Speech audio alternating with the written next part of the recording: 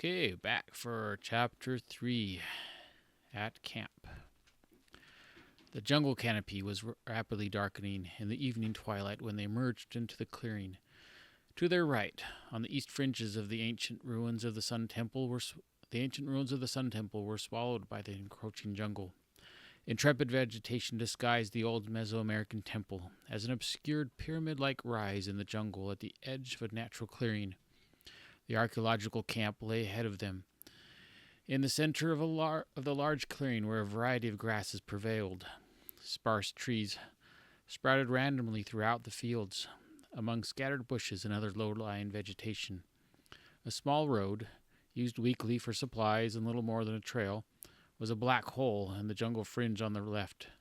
A cluster of old olive-green canvas military tents stood in the center, like dark sentinels against the backdrop of a blacker rainforest. A few dig workers and staff had already finished dinner and were about their evening tasks, or relaxing from their day. Voices, muffled by canvas walls, offered snatches of conversation as the threesome passed on their way to the center of the small tent city. The central structure was a large military tent. The flaps on three sides were rolled and tied up, which exposed the regularly spaced wooden tent poles. A green-colored mosquito net draped the sides and billowed gently, while two large industrial fans near the unopened fourth wall pushed humid air throughout the tent. A dozen beat-up and tables surrounded by folding chairs were scattered throughout the around the four central poles that supported the tent's ridge. 5 of the local workers gathered around a solar battery-powered TV, watching and yelling at a soccer game. The TV speaker crackled as an overzealous announcer scribed the plays in animated Spanish, punctuating passes, steals, and a missed goal. Before entering the tent, the threesome stopped by a portable sink to wash off some of the dirt and grime. After shaking the water off their hands, they walked through the mosquito net door flaps at the one end of the tent. From the opposite end, where the cooking and storage tent was attached to the fourth wall, a familiar voice called out in native Spanish, "At last, the adventurers return!" Pablo, a dark-skinned native and camp chef, was finishing some cleanup as he greeted the new arrivals and placed 3 foil-wrapped meals on the table. "There is still some dinner left for you." Heather smiled at him and responded in native-sounding Spanish, "Thank you for saving some food for us." Heather and the brothers took the meals and unwrapped the foil to reveal large chicken rice and bean burritos. In fluent Spanish, James asked, "Did you feel the earthquake earlier?" "It would have been impossible not to feel it, but it didn't cause any problems here. The radio said there were some damaged buildings in the city, a few deaths and hundreds injured." Feeling self-conscious with his broken Spanish, Casey asked Pablo if he knew where the professor was. "Professor Anton is in the office taking care of some business," said Pablo. After the 3 latecomers had eaten several bites, Pablo looked cautiously around and motioned them closer. His voice was hushed. "You should know, bad rumors being whispered. Some of the men are scared and talking of leaving." "What rumors?" inquired James. "The anaconda," came Pablo's whispered reply. James shot a glance at Casey and Heather. Heather's eyes widened. "Why would they even think of our site? We haven't found anything worth stealing." "I thought they dealt in drugs and guns," said Casey, inwardly cringing at his bad Spanish. Heather shook her head. "They'll attack anything or anyone that can make them money, even taking tourists for ransom if they don't just kill them." James nodded cautiously at Casey. "If it's known the dig site found anything of worth, we'd be a target." Pablo shrugged and finished wiping a nearby table. "I'm not that worried. I grew up with much worse. Just thought you should know." They thanked Pablo for the food and walked out into the darkness toward the professor's office, a medium-sized military tent a short walk away. Unlike the central tent, the office tent walls were down. Light split the door flaps through the insect netting. The drone of a fan muffled a conversation inside the office. After a short pause, the door flaps opened, and the silhouette of a man backlit by the light inside the tent stepped out. A rifle over his left shoulder and a handgun hanging on his side indicated he was one of the 2 night guards. The guard startled when he saw three people emerge from the darkness. His face relaxed. His recognition set in. Without a verbal acknowledgement, he simply nodded and walked off into the night. Heather and James pushed aside the tent flaps and entered. Casey hesitated and watched the guard stop near one of the outermost tents. He's on edge, he thought. His eyes squinted into the surrounding darkness. Something doesn't feel right. He brushed aside the uneasiness, attributing it to Pablo's words making him imagine things. He turned, pushed the flaps aside, and entered the office. To the right, a laptop sat on a long table that served as a desk. Small stacks of paper reflected the soft glow of the computer's screen. A folding metal chair was pushed aside. At the back of a tent, a cot was set alongside 4 large, waterproof shipping crates. In the center, 2 rectangular tables stood side by side to form a larger surface. Scattered across the tables were laminated maps of the dig site, pottery pieces, and other artifacts. Various letters and numbers were written with grease pens on some of the maps, and most of the items on the table were tagged. Professor Dwayne Anthon was leaning over the table, his focus on several pottery shards. Most of the crew referred to him simply as the Professor, as he had doctorate degrees in ancient Mesoamerican civilizations, archaeology, and anthropology. His tall frame hunched over his examination, his back towards the door. Thinning, gray-brown hair, which had been hastily combed over earlier in the day, was now doing its own thing.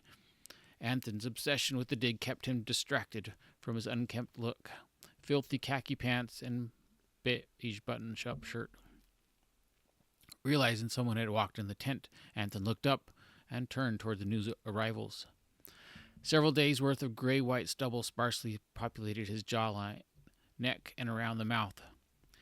His face had started to twist in annoyance, but unwound when he recognized his visitors. The mouth relaxed as he said tiredly, "It's about time you kids got back." His eyes focused on Heather. "I could have used your language skills earlier today, but I think I got things worked out. Just set me behind a little." Casey suppressed a half-smile, thinking the professor was always behind where he thought he should be. "Pablo said the earthquake didn't do much here." "Maybe not for him," grumbled the professor, "but it made the day at the temple site limiting. The earlier tremors scared most of the crew. Then the big one made a mess of things I had out for cataloging. With all the interruptions, I'm finally getting around to finishing." An aftershock rattled the sparse furnishings and knocked over a couple pieces of pottery on the table. The professor muttered under his breath, "Blasted earthquakes." As Heather, James, and Casey walked to the table, the professor scrutinized their dirty appearance. "So, was the day worth it? Or did you just waste your time?" Casey stared at the table. Several of the pottery pieces had identical sun, moon, and star images as they had seen earlier while exploring the newly discovered temple pyramid. He nodded at James and Heather, who also noted the similarities. "We found the Temple of the Moon," said James. The professor's thinning hair seemed to twitch. "And what makes you come to that conclusion?" Heather moved to the desk and connected her camera to the laptop computer. The professor watched while she clicked through the images. Casey realized he did not know she had taken so many. "First, the pyramid is nearly identical in size to the Sun Temple," stated Heather as the picture of the vegetation-covered pyramid appeared on the screen. On the top, Casey discovered an altar that has some kind of map on it. She pointed to an altar photo. "The images are very similar to the ones on these pottery shards, as well as some of the mural paintings you discovered inside the Sun Temple last week. James also found an entrance that had been recently exposed. Similar images were on a mural in the antechamber. From what I could read, among the image remnants on the outside map and the inside murals, it seems a lunar calendar may have been used at that location, where you believe a solar-based calendar was being used at this site." "Why not the Temple of the Fallen Star, as those pictures might suggest?" asked the professor, pointing to the stylized pictographs of a falling star on the mural painting. "Based on the drone's LiDAR scan and photos yesterday, we hope that'd be the case," said Casey. "But the map on the altar appears to indicate a third temple, where the 3 temples are the points of a large triangle." Casey waited a moment while Heather zoomed in on a couple of images of the map and mural painting, then continued, I'd like to take the drone up tomorrow and scan the area where the third temple might be. If the map's correct, the Temple of the Fallen Star is east of here, equidistant from the temples of the sun and moon. Professor Anthon's head bobbed in agreement. An excellent idea, although we don't have the manpower to explore and document either of those sites at this time. But, he paused, and one could almost see the thinning hairs twitch as a million thoughts raced through his mind. After a moment, he added thoughtfully, sufficient evidence might secure more funding, more staff, and extended dig time, and more protection. There's something else we found, added Heather. She nodded at Casey encouragingly. He felt betrayed at first, but then smiled as he pulled out the small sword he'd strapped to his backpack prior to the hike back. That's not, Heather started, but stopped when she saw the professor's intense interest in the sword. Professor Anthon's hands shook slightly with anticipation as he took the sword and examined it for a few minutes. Without a more detailed analysis, all I can conclude is that the sword is not of any make currently known for this civilization or even this part of the world. His eyes moved in close to the sword and his head cocked. And its metal doesn't look like any others I've seen, although I admit metal swords are extreme rarity for this time period. He mulled over a few thoughts, and then his demeanor shifted from excitement to seriousness. He returned the sword to Casey. It's unique, but since it's not part of our current dig and may be unrelated to this culture, you should keep it safe for now. He raised a hand to stop Heather's protest. It may not be proper, but I'm sure Casey can keep it safe until it can be accounted for and documented. Might just be something a treasure hunter dropped. I shouldn't say this, but I've got enough to catalog without dealing with a sword that doesn't have a reasonable explanation. There's a crystal as well, blurted Heather. Anthon's eyes narrowed at Heather, who smiled encouragingly at Casey. When Casey reluctantly pulled the small crystal from his pocket, the professor picked it up curiously and looked it to the magnifier light on the table. Geology isn't my strength, commented the professor absent-mindedly, but it appears to be nothing more than... His eyes trailed off. After a few moments, he continued, Most interesting. I didn't see these before. It's like faded characters are appearing on the crystal. James and Casey tried to appear surprised. Any idea what they might say? Asked James. I hate to admit it, but I am unfamiliar with these characters. What language they might be or what they mean. I suspect it's probably a label for the crystal. A subtle movement on the closed back door flap caught Casey's peripheral vision. Turning, he saw a brief glint replaced by a crack of darkness between the two flaps. He walked curiously to the back of the tent and pushed gently against the canvas door. The flaps were tied shut outside the mosquito netting. He pushed aside against the canvas, and the flaps moved outwards a few inches. The others had paused to watch. What is it? Asked James. I thought I saw something through the door flap, like maybe light reflecting on something, but there doesn't appear to be anything now. Maybe the fan blew the flaps. Casey returned to the cable. The professor turned somber, removing the crystal from under the magnifying glass and studying it in his hand. While his face appeared occupied, his eyes shifted from the back door to Casey. I think we need to keep this in a safe place, he said. He nodded at Casey and added, and I think you'll agree. Casey bit back his objection while the professor set the small crystal among several pottery shards. Then he pretended to pick it back up, but in its place he picked up a small shard of pottery that he held enclosed within his hand. Professor Anthon raised a brow at Casey and gave a short nod toward the pottery shards on the desk. Casey nodded back. The professor walked over to a small locked chest near the desk. He opened the chest and placed the object from his hands inside, being careful not to reveal what he was holding. While James and Heather watched the professor, Casey's left hand reached among the large pottery shards, slid the crystal between two fingers, and then tucked it securely into his palm. He pocketed the crystal while the professor locked the chest. So what do you think the crystal might be for? Asked Heather. If you're right, started the professor, that is about being a temple for a fallen star, and James always thought there might be something tangible to the legend he related to me. Then that crystal could be some sort of key. What exactly is a fallen star? Asked Heather. You mentioned it before, and Casey and James both talked about it when we were at the temple site earlier. Are those photos I took of the mural referring to some meteorite that crashed in this area? Actually, we don't really know, but that is the logical guess, said James, and it might explain where the crystals came from.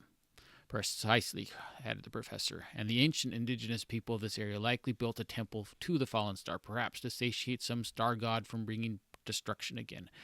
Heather, you know the people in this area are deeply religious and carry superstitions through generations. We are only scratching the surface, and it's likely from the sword and crystal that the civilization was more advanced than we're giving them credit for.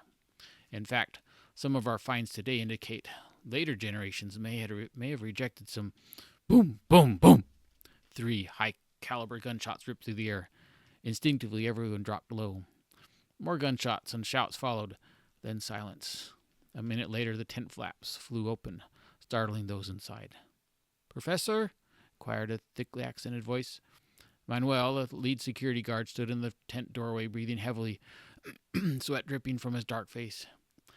Despite the excitement, he was calm. He held an old semi-automatic AK-47 at his side. He glanced around and noticed the group low near the table. "Professor, you good?" Enrique thought he saw something, like the anaconda espias. He started shooting. "Did you see anything?" asked Anton. "Nothing," said Manuel. "Though maybe it be jaguar. Gone now. Juan y Pedro are looking more." "Thank you for the update," said the professor. "De nada, professor." Manuel turned and walked back out of the tent. "Guess security's a bit on edge with the anaconda rumor," said James. Dwayne Anton looked around the tent as if he were having an internal debate. Another gunshot broke the silence. "What were you going to say about the dig today?" pressed Heather. "What? Oh, I think that can wait until morning.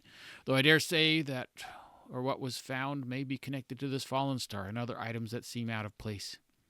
We found another chamber inside the Sun Temple." "You found another?" exclaimed James. "Well, I didn't, but Layla did," replied the professor with a yawn. "But it's getting late, and I think it would be best to retire for the night. Be ready for first light. Casey, don't forget to get that drone of yours out and scanning as soon as possible. I got a feeling this fallen star is more important than we realize." Anton's statement carried an air of finality. Heather, James, and Casey knew it would be pointless to push for more information. After leaving the office, they speculated briefly on what might have been found and how it might relate to their discovery. The walk back to their tents was more cautious than usual, and darkness felt more foreboding. Outside the immediate glow of the lanterns scattered around the tents, the thick jungle surrounded the camp with a black, impenetrable wall. Under the starlight, a hazy mist settled into the rainforest canopy. With the new moon, the night would only get darker after the camp lights were turned off. The hum of a small generator was occasionally punctuated by some jungle inhabitant's growl, taunt, or cry. High-pitched buzzing accentuated the night's orchestra.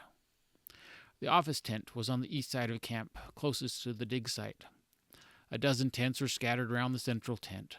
While most of the staff and crew thought it was safer to be closer, James and Heather had chosen to set up their tents about 100 feet north.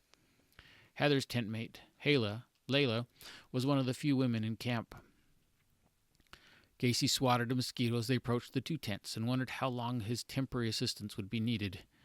He had earned the professor's trust early on through his technical expertise and had already been asked to stay longer. He was not thrilled about the hot, humid jungle, but he felt good that his skills were of use, and sometimes, like today, there was an adventure. James paused outside his tent and smiled at Heather.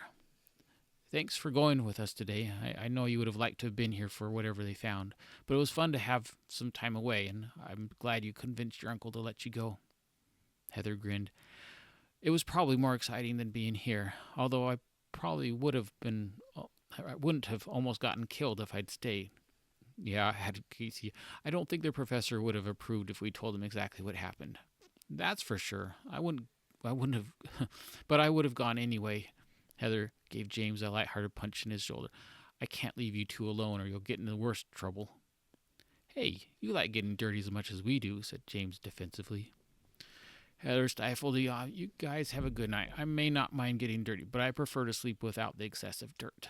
I'm getting cleaned up before I go to bed. Heather disappeared into her tent, and the muted voices of two women filtered through the canvas. James pulled aside his tent flap and went in. Before following his brother, Casey took a moment to look around. From Heather's tent, he could hear the splashing of water in the little wash basin. A moment later, the hum of the camp's generator was silenced, and most of the lights were sucked into darkness. Only a few solar-powered lights shone dimly from their perches littered throughout camp. A couple of flashlights moved like fireflies, disappearing and reappearing from behind tents. Slivers of light split a few tents. He watched a couple of dark shadows. The night guards, he guessed, walked slowly through camp. Casey entered the tent to hear James's mumbled voice. Don't forget to get your pack ready before going to sleep. Casey eyed his brother, already asleep with the mosquito net pulled around the cot. In the dark, Casey wasn't sure if his brother had even changed his clothes. He followed James's suggestion and took a few minutes to check through his pack. With the excitement of the day wearing off, he changed into light shorts and a t-shirt, pulled the mosquito net around his bed, and decided to read for a moment before his eyes objected too heavily. End of chapter 3.